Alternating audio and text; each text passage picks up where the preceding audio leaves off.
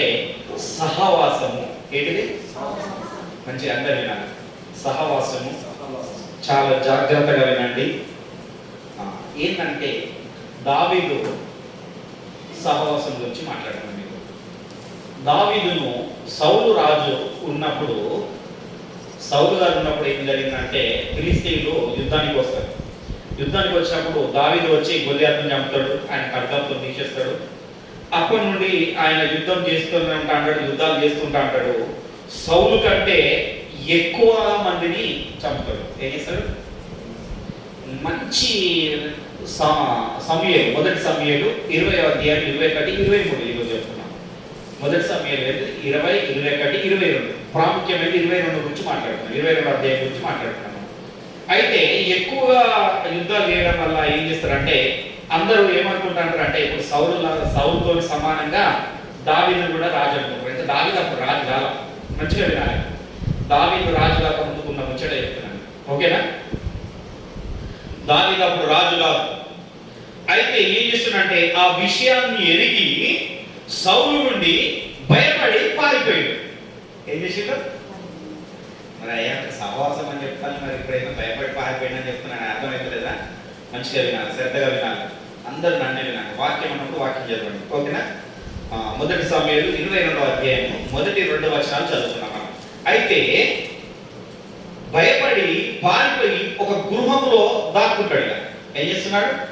ఒక గృహలో, ఆ గృహలో దాక్కున్నప్పుడు ఆయన భయపడ్డాడు. ఆయన ఒక రాజుకు భయపడి పారిపోయినాడు. అంటే మనం దీన్ని ఏ విధంగా ఉంటాం అంటే ఇక్కడ రాజును సాతానుతో పోల్చుకున్నాం, దావీదును మనతో పోల్చుకున్నాం. ఏమంటున్నాం? మనమే దావీదు. అందరూ అనుకోవాలి, నేనే దావీదు అనాలి, అనాలి. రైట్, మీరే దావీదు ఇప్పుడు, ఓకేనా? అయితే దావీదు అనుకున్నాము, దావీదే బాధలో ఉన్నాడు, దావీదే ఇప్పుడు కష్టాలు ఉన్నాడు, అవునా కదా? ఆయన తల దాచుకోవడానికే తలం లేక ఏం చేసిండు, ఏ ఊర్లో ఉండాలని కూడా తెలియక ఇంకో ఊరికి వెళ్తే, ఎక్కడైతే ఏమన్నారంటే వేరే ఊరికి వెళ్తే అక్కడ కూడా అక్షయ వద్దకు వచ్చినప్పుడు అక్కడ ఒక రాజు అక్షయ వద్ద ఊర్లోకి వచ్చినప్పుడు ఆ ఊర్లో కూడా తెలుసుకొని ఆనాడు కూడా ఇది తప్పేస్తాడేమో అనుకోని పిచ్చి వాళ్ళని యాక్టింగ్ చేస్తాడు. ఇది 21వ అధ్యాయం ఉంటుంది. 21వ అధ్యాయము 10 నుండి విషయం ఉంటుంది అనమాట. ఏంటంటే ఈ పిచ్చివాడిలాగా యాక్టింగ్ చేస్తుందంటే ఈ పిచ్చివాడు వీడికి పిచ్చి అయిపోయింది, వాళ్ళ సౌలు చెప్తాం అనుకున్న వాడికి వీడు పిచ్చి లేచింది, వీడికి పిచ్చోడై తిరుగుతున్నాడు, వీటిని మన రాజ్యానికి ఎందుకు తీసుకొచ్చిండ్రు, ఇక్కడ తీసేయండి వీడిని అని చెప్పింది, ఇక్కడ తీసుకెళ్ళండి అని చెప్పిండు. అమ్మయ్య అనుకున్నాడు. అంటే సమయానుకూలంగా తప్పించుకున్నాడు. అర్థమవుతుందా? చాలా మందికి జ్ఞానం లేదు, జ్ఞానం లేక ఇరుకులో ఇబ్బందులు పడుతుంటా అంటారు, బాధలు కొని తెచ్చుకుంటాడు. ఏదన్నా అంటే చూసినావా, ఏమన్నా గోరుతో పోయేది గొడ్డల దాకా తెచ్చుకున్నారంట, చూసినావా? అవునా కదా? విన్నారా ఈ సామెతలు? ఆయన ఈ విధంగా తెచ్చుకోలే, దావీదు ఆ విధంగా తెచ్చుకోలే. ఏం చేసిండు? అక్కడ నటించిండు బాగా. అభిషేకాల నుండి నటించి ఏం చేసిండంటే ఆ నటించగానే పిచ్చిన వాళ్ళగా అనుకొని ఆయన ఏం చేసిండు? వదిలేసిండు. వదిలేయగానే ఆయన ఏం చేసిండంటే ఇక ఇదే దొరికింది సంద అనుకొని ఏం చేసిండు? ఇక ఆయనకు సమయం దొరకగానే అందరు పట్టుకున్న వాళ్ళ కొంచెం వదిలిపెట్టగానే ఈయన ఫ్రీడమ్ కాగానే ఏం చేసిండు? పరుగోపరుగా. అర్థమవుతుందా? సమయానుకూలంగా తప్పించుకున్నాడు. అంటే యేసుక్రీస్తు కూడా ఆయన సమయం రానప్పుడు ఆయన బోధిస్తుంటే ఆయన సమయం ఇంకా రాలేదు కనుక ఆయన పట్టుకోవడానికి వస్తే యూదులు వస్తే వాళ్ళు ఇట్నుండి వస్తే ఆయన అటు నుండి వెళ్ళిపోయారు. అది బైబిల్లో ఉన్నది కొత్త నిబంధనలో. కొన్ని విషయంలో ప్రభు కూడా తప్పించుకున్నాడు, ఎందుకంటే సమయం రాలేదు. అక్కడ తనను తాను అప్పగించుకోవడానికి సమయం రాలేదు. ఇక్కడ దేవుడు దావీదుకు వాగ్దానం చేశాడు, ఆ వాగ్దాన సమయం రాలేదు కనుక దీనిని ఎప్పుడు కాదు తప్పించుతున్నాడు. యెహోవా ఆయన తప్పిస్తున్నాడు కనుక ఆయన పోయి ఏం చేస్తున్నాడంటే చదవండి 22 మొదటి నుండి చదువుతున్నాం. చదవండి 22వ అధ్యాయం. దావీదు అక్కడి నుండి బయలుదేరి అదుల్లాము గృహలోకి తప్పించుకొని పోయి అతని సహోదరులను తన తండ్రి ఇంటి వారందరూ ఆ సంగతి విని చాలా ఏం చేస్తాడట, ఇప్పుడు నేనున్నా, నా కొడుకు పారిపోయాడు, వాడు ఏదో భయంతో వాడు పారిపోతాడు, ఇంటికి కూడా వస్తలేడు, ఇంటికాడ లేడు అని ఏం చేసిన సంగతి నాకు తెలియగానే నేను నా సహోదరులు వీళ్ళందరిని కలిసి వాడు ఎక్కడ ఉన్నాను ఎత్తుకుంటూ పోతాను. అవునా? తప్పిపోయిన వాడిని ఎత్తుకుంటూ వెళ్తారా వెళ్ళరు? అందరు వెళ్తారా వెళ్ళరా? ఇప్పుడు ఈయన తప్పిపోయాడు, ఈయన వెళుతున్నాడు. ఏం చేసిండు? ఈయన ఎక్కడ ఒక గృహలో ఉన్నాడు, అదులాం గృహ అంటే ఇదే అనుకున్నాం, ఇదే ఒక గృహ. ఇప్పుడు ఏమనుకున్నాం? ఇదే చర్చిల తప్పిపోయినాం మనందరం. వచ్చి ఇప్పుడు ఏం చేస్తున్నాము? ఈ గృహంలో దాక్కున్నాము. ఇక్కడికి ఏం వస్తున్నారు ఇప్పుడు? భౌతిక సంబంధమైన ప్రజలు, తల్లిదండ్రులు. అర్థమవుతుందని చెప్పేది. ఇప్పుడు ఉన్నారు, ప్రభాకరణ తప్పిపోయిండు. ఇప్పుడు వాళ్ళ తల్లిదండ్రులు అంటే లేరనుకో, ఉన్నారనుకో, తప్పిపోగానే చేస్తారు. అక్కడ నా కొడుకు ఎడిపోయిండో, ఏం పోయిండో, వాళ్ళ అన్నదమ్ములు ఏమి, అరే మా తమ్ముడు ఎడిపోయిండో, మా అన్న ఎడిపోయిండో అని వెళ్తారు కదా. ఎంత బాగున్నా కానీ వెతుకుతారు. అవునా కదా? ఎంత బాధ ఉన్నా కానీ వాడికి ఎందుకు అలా ఇట్లా అయిపోయింది రా, ఎందుకంటే వాడు నాతో ఉన్నాడు, నాతో ఒక రక్తం పుట్టినవాడు. అవునా కదా? వెతుకుండా వచ్చిండు. అయితే దావీదును ఎరిగిన వాడు, ఎందుకంటే చాలా మంది ఏం చేసినట్టే, యుద్ధంలో మొదట ఫిలిష్తీయుల నుండి తప్పించిన వాడు గొలియాతును చంపిన ఈ దావీదు గురించి ప్రజలందరికీ తెలుసు. అర్థమవుతుందా? యెహోవా ఇతనికి తోడై ఉన్నాడు, ఇశ్రాయేలు దేవుడు వీరికి తోడై ఉన్నాడు కనుక ఆయనే సాక్ష్యాన్ని ఇక్కడ అంటాడు. యోనాతు కూడా అంటాడు, సౌలు కొడుకు కుమారుడు యోనాతు ఏమంటున్నాడంటే, నీకు దావీదు, నీకు యెహోవే సాక్షి, నీకు ఏమి కాదు, ఒకవేళ నీకు ఏదైనా కలగలేదో నీళ్ళు తప్పిస్తా అంటాడు. అర్థమైందా? నీవు తప్పిపోయిన తర్వాత నన్ను ఏం చేయకుండా ఉండడానికి దేవుడే సాక్ష్యం చెప్తాడు. హల్లెలూయా. అంటే భయపడుతున్నాడు దావీదు కూడా, యోనాతు భయపడుతున్నాడు, సౌలు కూడా భయపడుతున్నాడు.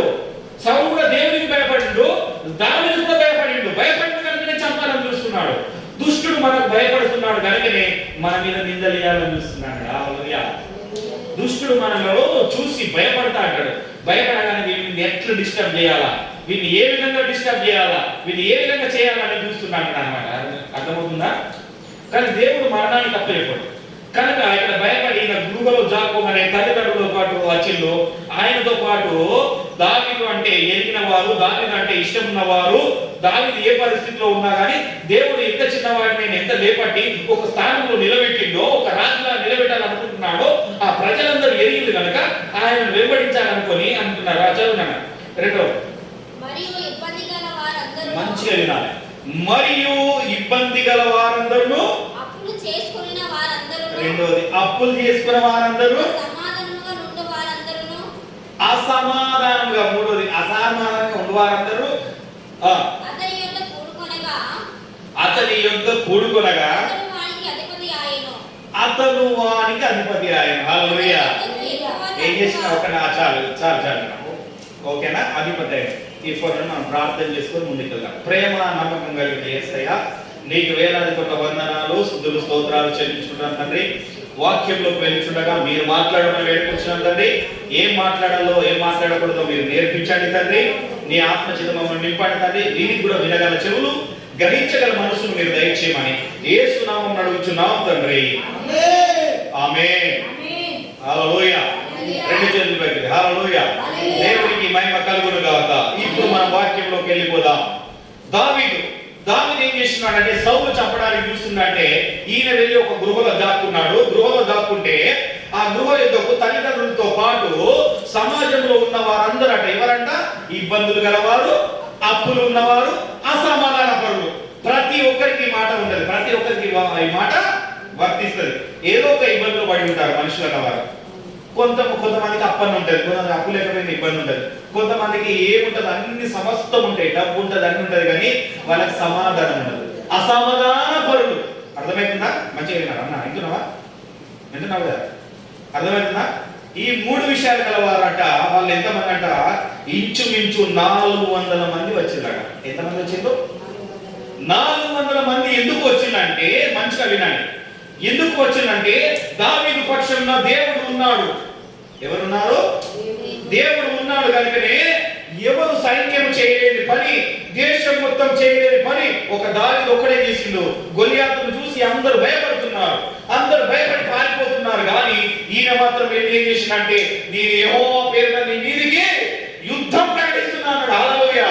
సమస్యకు ఎదురు నిండు, సమస్యను చూసి మనందరం భయపడుతున్నాము, సమస్యను చూసి అందరం దూరం చేస్తున్నాము. ప్రభువా నా సమస్య చూస్తలేవా, ప్రభువా నా సమస్య నీకు అన్ని తెలుసు కదా అని ఆయన ముందు అంగలాస్తూ అడుగుతున్నాడు. కానీ ఆ సమస్యకు ఎదురెళ్ళట్లేదు. హల్లెలూయా. ఏ వెళ్ళాలి? దావీదు ఎదురెళ్ళిండు, ఆ గొలియాతును చూసి వెళ్ళిండు. వెళ్ళి ఏం చేసిండు? ఆ చిన్న రాయి తీసుకొని కొట్టిండు. ఆ రాయి బండ అనగా క్రీస్తు. హల్లెలూయా. అందుకని యెహోవా పేరుని అన్నాడు. చిన్న గురకరాలు తీసుకొని ఇట్లా ఒక్క పెట్టు పెడితే ఏమైందో చనిపోయాడు. ఆయన ఖడ్గం తీసి ఆయన చేసిన కనుక ఆయన పక్షాన దేవుడు ఉన్నాడని ఎరిగినారు ప్రజలు. హల్లెలూయా. ఈ దావీదు పక్షాన దేవుడు ఉన్నాడు కనుక ఇప్పుడు ఏం చేసిందంటే ఆయన యుద్ధకు వీళ్ళందరూ వచ్చి ఇబ్బందులు కలిగిన వాళ్ళు, అప్పుల బాధ కలిగిన వాళ్ళు, సమాధానం లేని వాళ్ళు, అసమాధాన పరులు, వీళ్ళందరూ ఆయన దగ్గరికి వచ్చి అయ్యా నీవే మా అధిపతివి. హల్లెలూయా. ఏమంటున్నారు? నీవే మా అధిపతివి. అప్పుడు ఆయన ఏమనాలి? అది మాకు నీవే రాబోయి రాజు దగ్గర నుండి సభ దగ్గర నుండి తప్పించుకొని వచ్చినా మీరు వచ్చి నన్ను అధిపతి చేస్తున్నారు ఏంటి అనాలా? అర్థమవుతుందా? నేను చెప్పేది అర్థమవుతుందా? అర్థమవుతుందా? ఈ నీళ్ళు తీసుకున్నాను. నేను చెప్పేది అర్థమవుతుందా? అరే నేనే బాధలో ఉన్నాను, నేనే ఇరుకుల ఇబ్బందులో ఉన్నాను, నేనే తలదాచుకోవడానికి నా ఇంటికాడ తలదాచుకోలేక ఎక్కువ మంచి చర్చికి వచ్చి తలదాచుకుంటున్నా, ఏదో గుహలో నేను తలదాచుకుంటున్నా, అడవిలో తలదాచుకుంటున్నా, ఎవరికి తెలియకుండా నేను బతుకుతున్నా అనొచ్చు కదా? అనలేదు. అన్నాడా? అనలేదు. ఏం చేసిండంట? అధిపతిగా నిలుచున్నాడు. ఎందుకు నిలుచున్నాడు తెలుసా? దేవుడు ఆయనకి ఇచ్చిన వాగ్దానాన్ని నెరవేర్చే సమయం వచ్చినది. హల్లెలూయా. ఆ ప్రజలు కూడా తెలుసు ఈయనే మా ఇబ్బందులను తీసేస్తాడు, ఈయనే మా అప్పుల బాధలను తీసేయగలుగుతాడు, ఈయనే మాకు సమాధానాన్ని పంచగలుగుతాడు. అర్థమవుతుందని చెప్పేది. ఆ ఇరుకుల నుండి అబ్బాంతులు కొని పోవాలంటే వాళ్ళు ఏం చేసిందంటే జ్ఞానంతో నడుచుకున్నారు. సామెతల్లో ఒక మాట ఉంటుంది, 13:20 ఒక మాట ఉంటుంది. ఈ మాట మీకు చాలాసార్లు చెప్పిన. ఏం చెప్పినంటే వీళ్ళు ఏం చేసిందంటే ప్రజలు కూడా ఏం చేసిందంటే జ్ఞానంతో నడుచుకున్నారు. ఒకసారి ఆ మాట గుర్తు చదివినట్టున్నా. సామెతలు 13:20 ఒకసారి ఆ మాట గుర్తు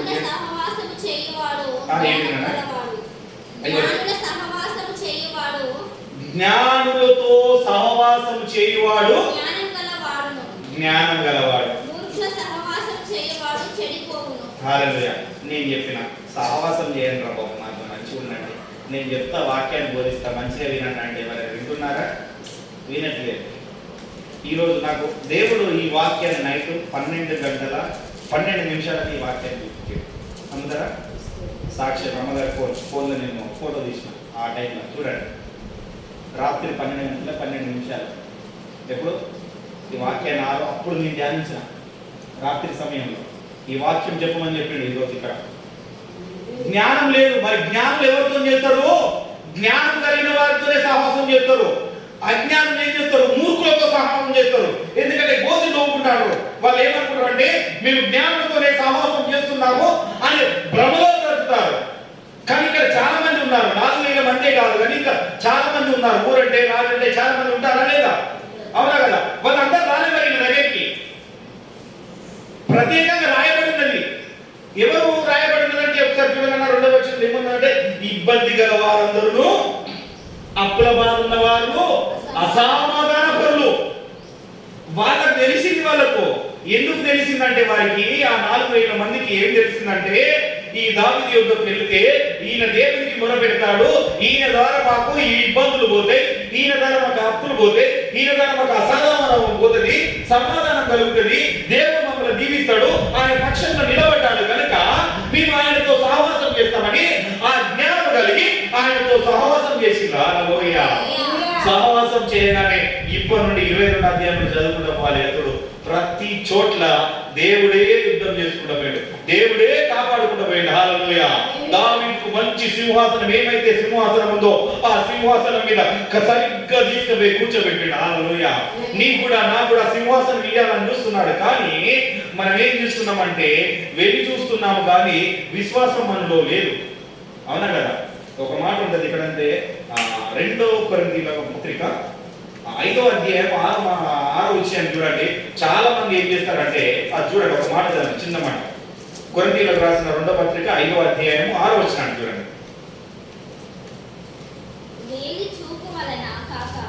వేలి చూపు కాక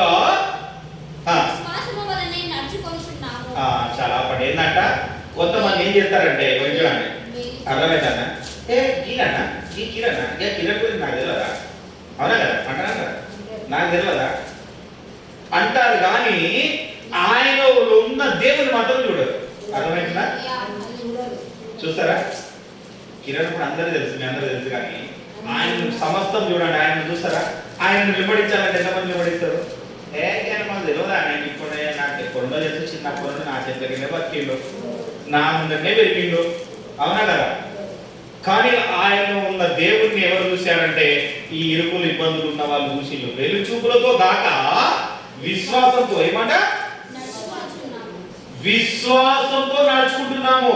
ఆయన మాకు మొదటి నుండి తెలుసు, కానీ ఆయనకు దేవుడు తోడై ఉన్నాడు కనుక ఆయన ఎందుకు మీ విశ్వాసం ఇస్తున్నాం. ఎంతమంది విశ్వాసం ఇస్తున్నారు? హల్లెలూయా. మీ పాస్టర్ గారు ఎంతమంది విశ్వాసం ఇస్తారు? చూస్తారా? ఏమో నాకైతే నమ్మకం తక్కువ, ఏమో నాకు నమ్మకం తక్కువ అనిపిస్తుంది. అందుకే నేను చెప్తున్నాను, నాకు అందుకే దేవుడు ఎందుకు చూపించాడో తెలియదు, కానీ నాకు ఈ వాక్యాన్ని ఎందుకు చూపించాడో తెలియదు. కానీ నేను 2-3 వారాలుగా కూడా నేను వాక్యము సరిగ్గా చెప్పట్లేదు, సరిగ్గా చదవట్లేదు. నేను ఏమనుకుంటున్నాను, చాలా బాధలో ఉన్నా, చాలా నిరాశ పడుతూ ఉంటున్నా. నిరాశగా పడుతున్నా అంటే దేవుడు నాకు ఈ వాక్యాన్ని బయలుపరచడు. నా నిరాశలో నుండి నన్ను లేవనెత్తులకు ఇంకా ఆయన బయలుపరచండి. హల్లెలూయా, హల్లెలూయా. మీరు కూడా ఇంకా ఏంటి అంటే వెలిచూపులు గాక ఏం చేయాలంట? విశ్వాసంతో నడుచుకోవాలి. నడుచుకుంటారా? ఆ విశ్వాసంతో మీరు నడుచుకుంటే ఏమైతే దొరికినా మీరు ఏమైతుందో చెప్పాలనా? ఈసారి చూస్తారు. ఇప్పుడే మొదటి కొరంథీ పక్కన తీయండి. మొదటి కొరంథీ 10వ అధ్యాయం 13వ వచనం చూడండి. పక్కన తీయండి, నేను కూడా తీస్తాను. మొదటి కొరంథీ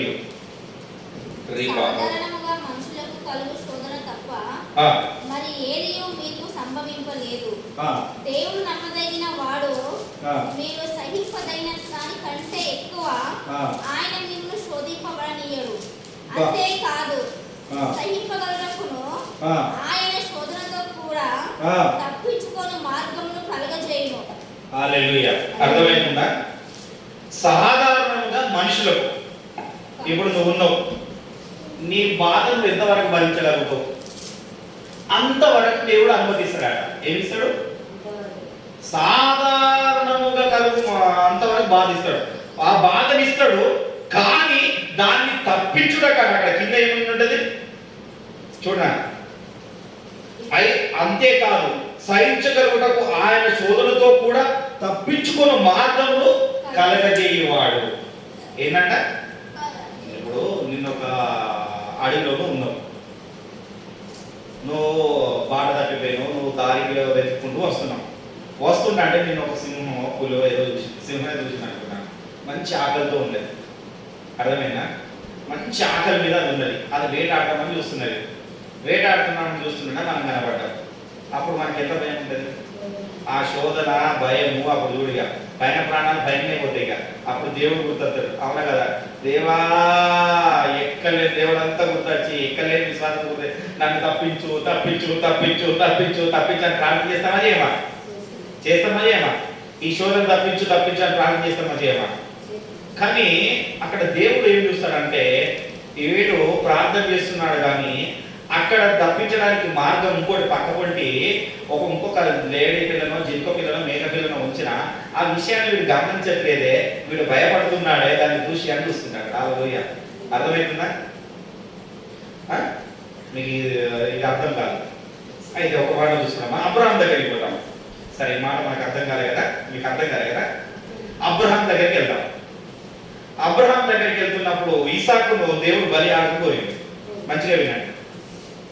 బలియాగం కోరినప్పుడు బలి నీకు ఒక్కగానొక కుమారుని నాకు అర్పించే అన్నాడు.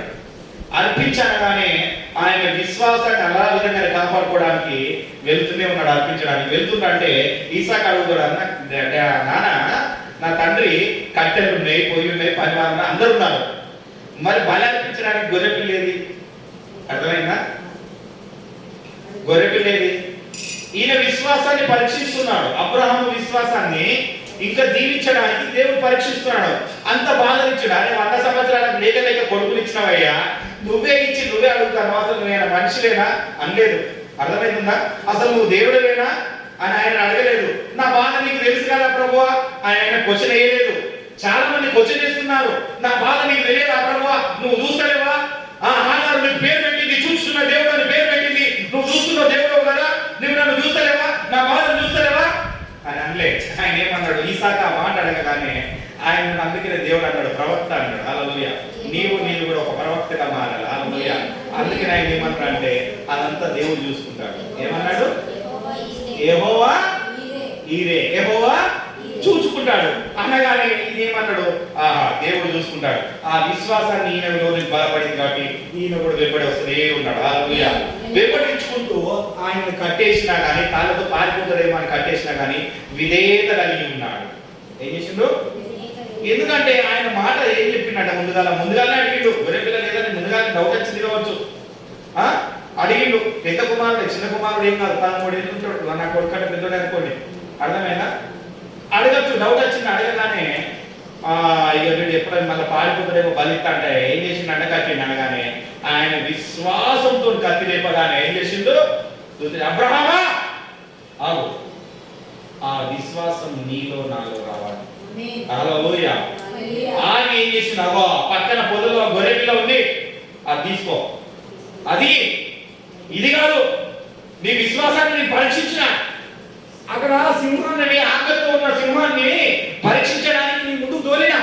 నువ్వు ప్రార్థిస్తావా, నువ్వు భయపడతావా, నువ్వు ఏం చేస్తావు, నువ్వు ఉపాయాన్ని వెతుకుతున్నావా లేకపోతే భయపడుతున్నావా?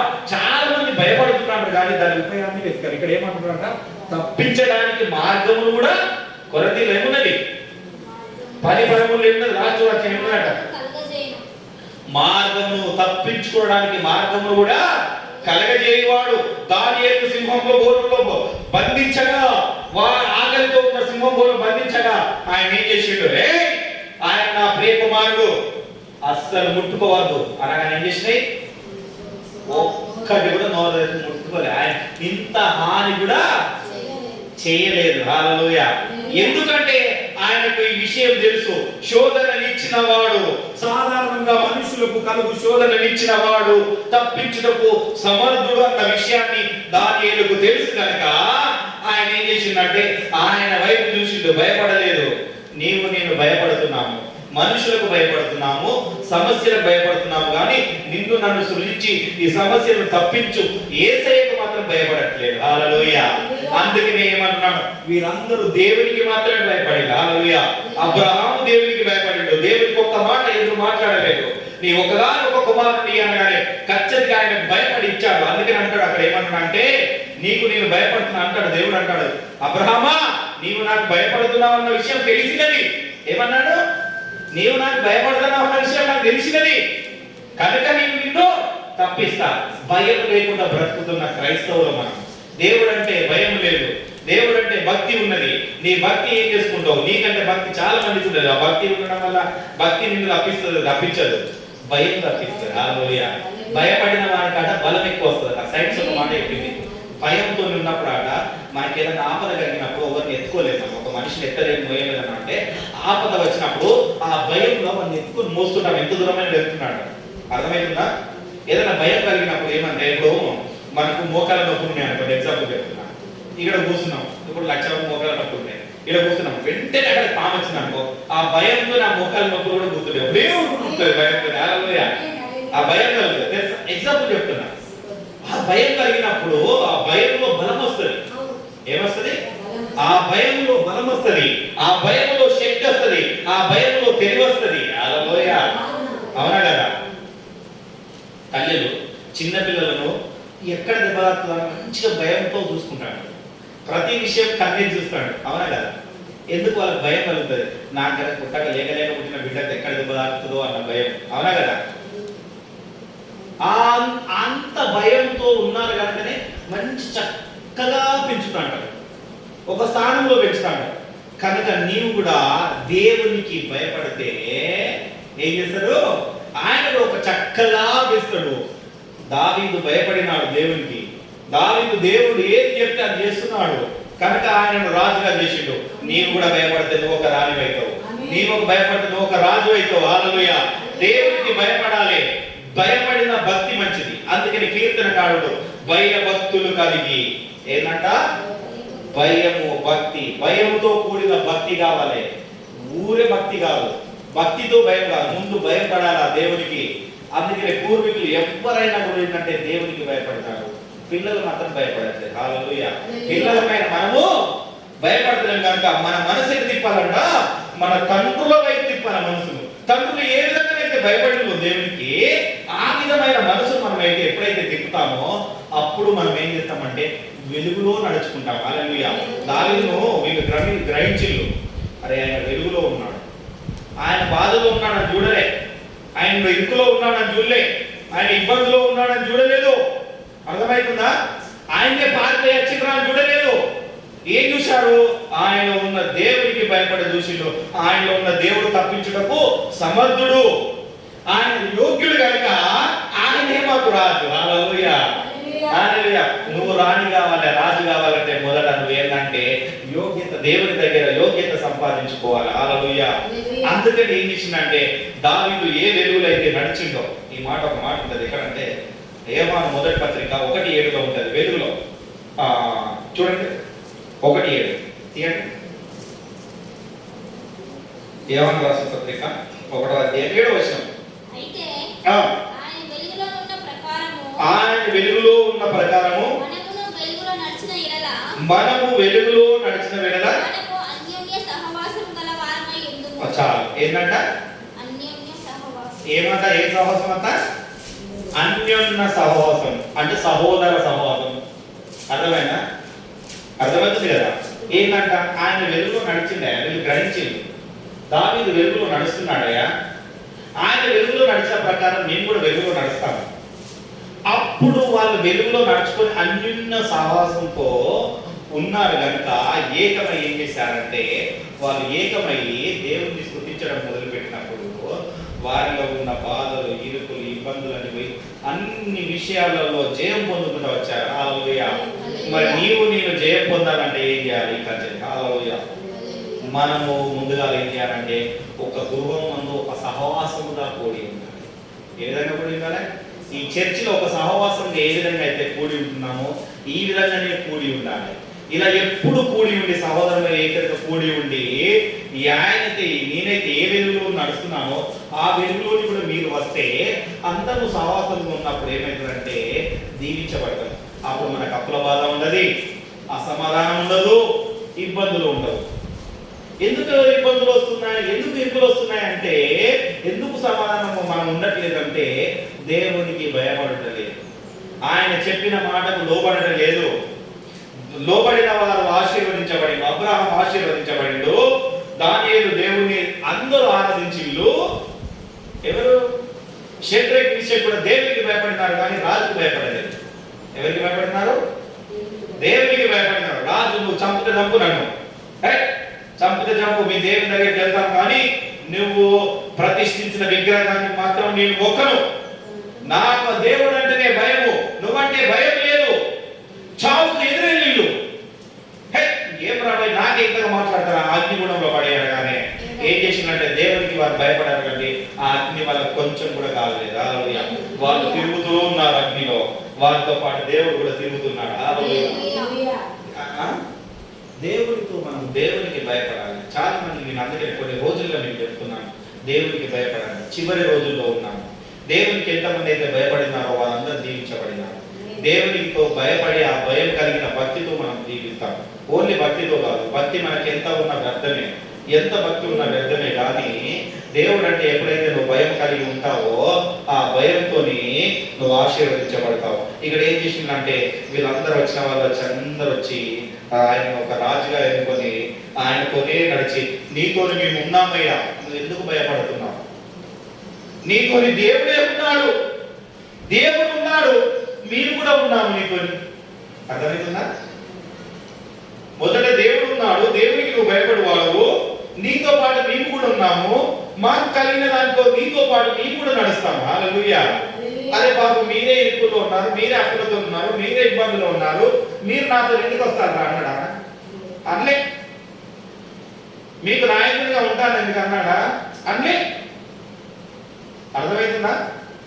అంటే అర్థమవుతుంది కదా, నాయకుడిగా ఉన్నాడు. నీకు ఎన్ని ఇబ్బందులు ఉన్నా, ఎన్ని సమస్యలు ఉన్నా కానీ ఆ సమస్యలు కలిగిన వాళ్ళకి నువ్వు నాయకుడిగా ఉంటాడు. హల్లెలూయా.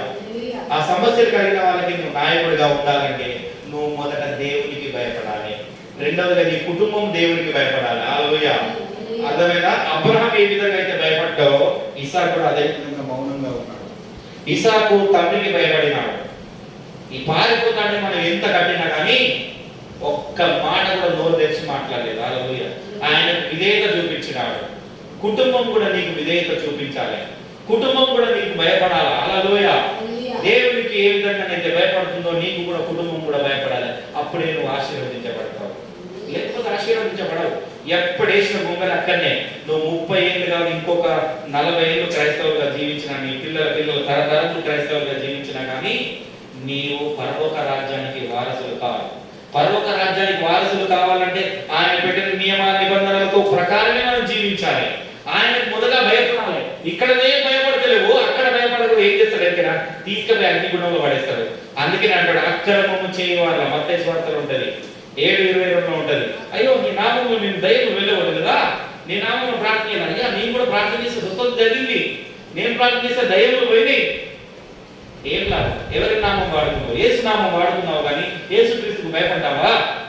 దేవుడు అడిగే క్వశ్చన్ అర్థమవుతుందా? ఇవన్నీ చేశావు, నీకు భక్తి ఉంది, పర్లేదు, కానీ నేనంటే నీకు భయం లేదు. భయం లేనప్పుడు ఇవన్నీ ఎందుకు? నేనంటే ఇప్పుడు నీకు భయం కలుగుతుంది చూడు, అందుకే వెళ్ళు. అర్థమవుతుందా? తీసుకెళ్తాను అక్కడ తీసి పడగానే అప్పుడు భయం కలుగుతుంది. అప్పుడు భయపడడం కంటే ఇప్పుడు భయపడడం లేదు. హల్లెలూయా. ఆయనకి ఇప్పుడు మనం భయపడి బతుకుతూ ఉంటే ఆయన మనల్ని ఒక నాయకుడుగా వేస్తాడు, ఒక నాయకురాలుగా చేస్తాడు కనుక మనం ఇంకా ఏం చేద్దాము? దేవునికి భయపడతాం. దేవునికి భయపడి దీవించి ఏం చేస్తాడంటే దావీదైతే ఏ వెలుగులైతే నడుచుకున్నాడో ఆ వెలుగులో కూడా మనం వెళ్తాం. హల్లెలూయా. ఏ వెలుగులో? లాస్ట్ చివరి వచ్చిన ఏం చెప్పిన నేను ఒకసారి చూడండి, మళ్ళీ ఒకసారి చూద్దాం. చూడండి, నియమాల మొదటి పత్రిక 1:7 ఏమిటంటే, అయితే ఆయన వెలుగులో ఉన్న ప్రకారం మనము వెలుగులో నడిచిన ఎడల మనం అన్యోన్య సహవాసం గలవారమై యుందుము. హల్లెలూయా. ఏంటంటే దావీదు ఏ విధంగా అయితే వెలుగులో నడిచాడో, ఆయన ఏ వెలుగులో అయితే నడిచాడో ఆ వెలుగులో మనం నడిచిన ఎడల అన్యోన్య సహవాసం కలిగి ఉంటాం. ఇప్పటి నుండి ఏం చేస్తామంటే అన్యోన్య సహవాసం కలిగి ఆయనకు భయపడుతూ అన్యోన్య సహవాసం కలిగి మనం ముందుకు వెళ్తాము. అప్పుడు దేవుడు అన్నిటిలో నుండి మనకు మేలు చేస్తాడు. అన్ని పోతాయి, ఇబ్బందులు పోతాయి, అప్పులు పోతాయి, అసమాధానం పోతుంది. ఎప్పుడు పోతుంది? దేవునికి భయపడుతుంది. దేవునికి భయపడకపోతే ఇవన్నీ నీ వెంటనే ఉంటాయి, ఖచ్చితంగా నీ వెంటనే వస్తూ ఉంటాయి. హల్లెలూయా. అర్థమైనా? కనుక మనం ఇంకా దేవునికి భయపడతాం. అందరం లేచి ప్రార్థించుకున్నాం. మన అప్పులు ఇరుకులు ఇబ్బందులు పోవాలంటే దేవునికి భయపడుతూ అన్యోన్య సహవాసం కలిగి అందరం నడుచుకున్నాం. హల్లెలూయా.